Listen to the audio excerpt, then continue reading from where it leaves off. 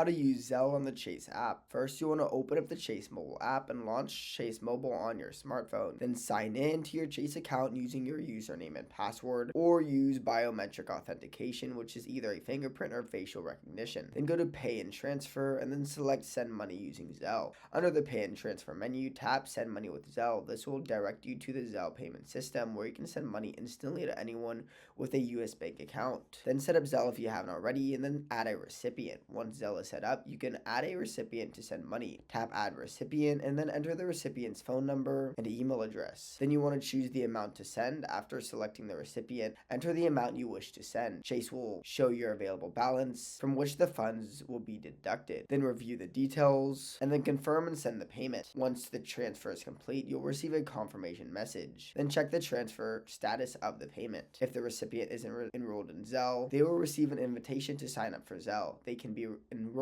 using their own bank account, and once they're registered, the funds will be available. If this video helped you, subscribe, but for now, goodbye.